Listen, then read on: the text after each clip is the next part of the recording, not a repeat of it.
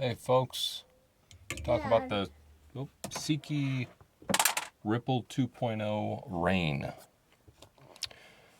I'm, in my kid's closet, so sometimes when they want to change their shirt, here I am. Do you want help with that? Getting that on? It's backwards, by the way. Talking about the Ripple 2.0 Rain. Do you need help? Yeah, let's give it a sound check. Oh, there you go. You got it. Turn it a little bit. Turn it. There you go. So, this is the follow-up to the Ripple, which was released maybe less than a year ago, or maybe a little over a year ago, or just about a year ago. And it was in PEI or pie. That is that yellow plastic, which is kind of lends itself very nicely to machining because it holds up really well. So you see that used a lot for fidgets. It's durable and doesn't crack, doesn't fracture. It also, you'll see that used a lot, but there was one released in the yellow plastic, PEI, and then there was one in black, PEI. So I think yellow is its natural state, kind of that amber color. We used to call it PP plastic.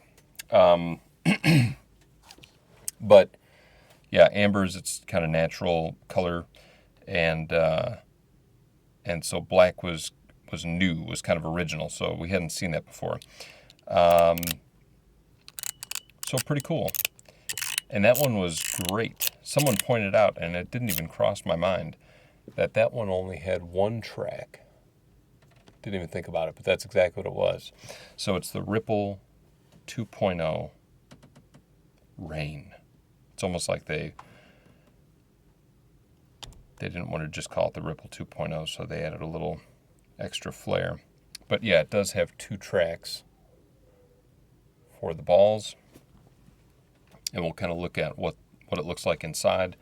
I will say, one thing I'm noticing, you can hear that. I'll show you exactly where it's loosening up. I might have to add a little Loctite to keep this puppy going, because after a few rotations like this, I'm seeing it start to loosen up. And you get that sound. Which tells me that I got screws loose somewhere. First off, check out this tin. If you watched the unboxing, I did an ASMR unboxing. But this thing might be one of the most intense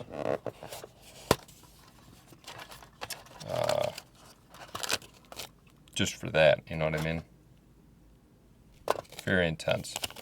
Now it came with the main body in a bag, and then also this plate, which I don't know if I can...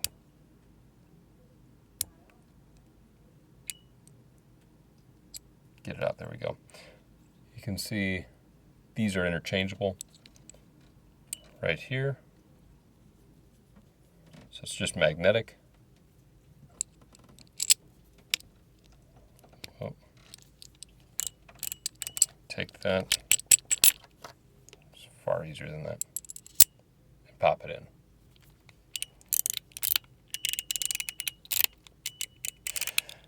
in. Really good sound. Yeah, anyway, this thing was so intense. And then like a little, what do they call it? COA, Certificate of Authenticity. Sorry, I am like just a little out of it apparently today. So let's pop that back in there. Let's take a look inside here. Now, it came standard with these white silicone nitride, I think they are. Or are they like a ceramic? God damn, I can't remember. Silicone nitride, I think it's the black balls. These shiny white balls. They're not Teflon. It came with those standard in here, and I noticed that it started to kind of like gum up. It wasn't sliding as easily, and you got a real jumpy bam bam like that. And so I swapped it out with a couple stainless steel balls. But anyway, let's take a look under the hood, as they say.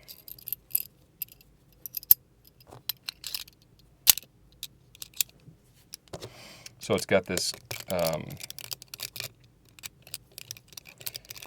it's not Teflon, maybe Delrin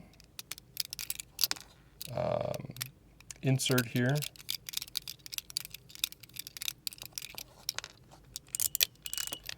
Take those 4 out, and I'll show you how to take it apart without spilling balls and springs everywhere.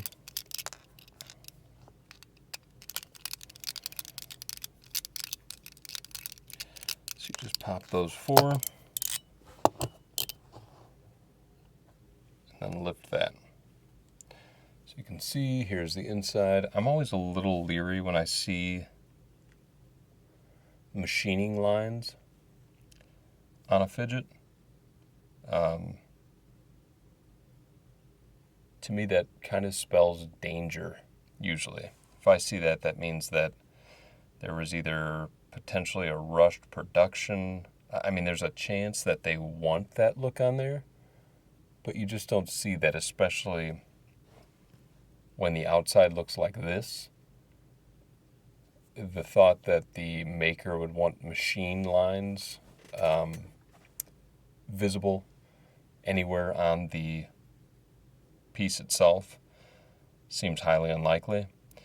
And so seeing those lines just means that they didn't go back through to properly face it and make it, doesn't have to be as shiny as this. It's not going to be polished, but it would be or just kind of one flat color across. So it either, you know, I kind of feel like it signifies either like a rushed production or kind of a lack of care. I don't know. And I hate to say that because this is a good Fidget, but I see that and I worry a little bit. So anyway, top shell, pretty simple design. You've just got this path here. Just kind of like perfectly spaced dimples, so it's not like a dense pattern. It's more standard in that you've got an entire circle for the ball to pop into in each spot. You can see here I've got one of those white ceramic or silicone nitride, whatever they are. And I don't know why I just forgot the name of that. And then one stainless steel. And that's how it's operating. It's just moving up and then clicking like that. The other part about this that makes it unique from the original Ripple, you can see here, here, here, and here. Oops. Well, that's gone. Oh, there it is. Hard to get to. There we go. You can see that there are 4 magnets, and that just kind of acts as like a clasping agent. So as this comes down, there are magnets from the faceplate, and it kind of locks it into place. So you get this extra kind of like click sound to it. Oh, weird, okay.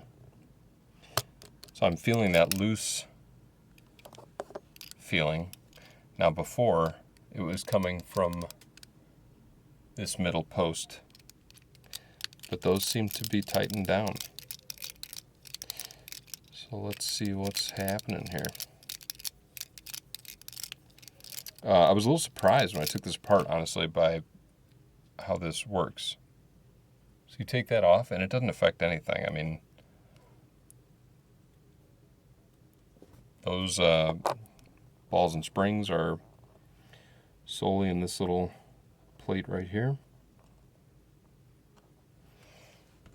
And then this is the piece that's rotating. And that is the one that's loose. So that's where we're getting that loose sound from. So I might need to put a little Loctite right in there. But let's say you wanted to take it apart and you didn't want the whole thing to fall apart. Now you would take that, you'd lay this down with the backside facing up, and now when you take it out, there's your balls and springs. On that line I've got 2 stainless steel and 1 of the white ceramic. Okay, and then when you look in here, you can see again just a standard pattern around. I did try just 2 in here and removed the third to see if that made kind of a difference for me in terms of feel. It was a little too loose for me, but if you don't like a lot of pushback or feedback, not feedback, I don't want to say that, pushback, kind of like having to push too hard. 2 is pretty nice, and it sounded good, so you can always try that. But to get this back together, put that in there, flip it over, take that middle post and screw, pop that in there, we'll tighten it down. I just get it straightened up for reassemble. As you can see, I've got my 2 screw holes there.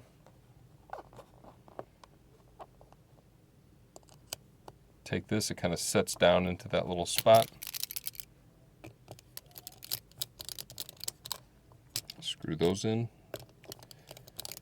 All the screws magnetized to my driver here. It seems like these springs that came with it are essentially the same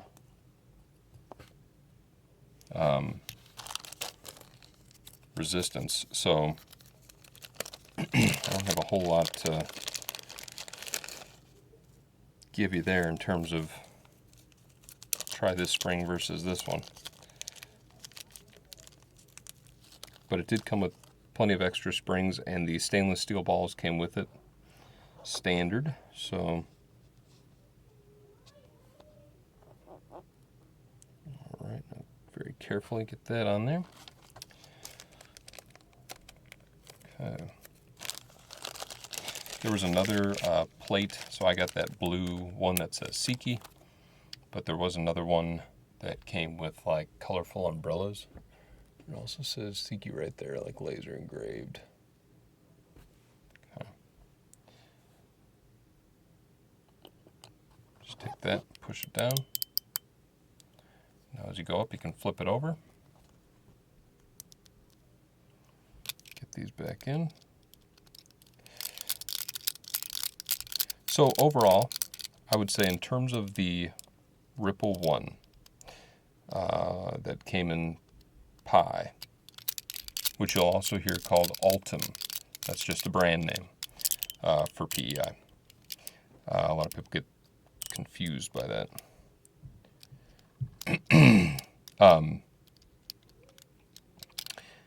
I would rate the first one higher because I never opened that up once. It was really out of the box exactly how I wanted it, and I didn't even want to mess around. I never even took it apart to see how it worked inside because I didn't want to mess it up. And I love that thing. I did sell it because I sell everything, because if I don't sell, I don't get to review new things and try new stuff. So sometimes I make some hard decisions. That was a tough one to let go of, but very good piece and hard to find these days. That was a very limited run. I did hear rumblings that in China they were very disappointed with this release. Maybe because they were holding it to the standards of the first one. I was kind of looking at it as a new thing because it was stainless steel, so I knew it was going to be a little heavier. But I did, like, once it was out of the box, I mean, it felt phenomenal right out of the box. It sounded great, and you can listen to the ASMR video. But after a couple of uses and that feeling of it starting to kind of like gum up and skip, you know, it just didn't have that smooth slide. I had to take it apart. And then with some of that loosening that's happening, that's also giving me a bit of pause. But overall, I mean, SEKI really obviously designed some beautiful stuff. This thing's gorgeous to look at. This little insert was kind of a cool touch.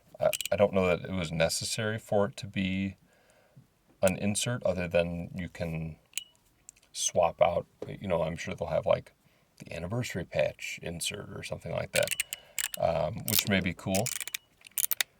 But yeah, I'm also thinking about sandblasting this, but I'm worried about this little gem.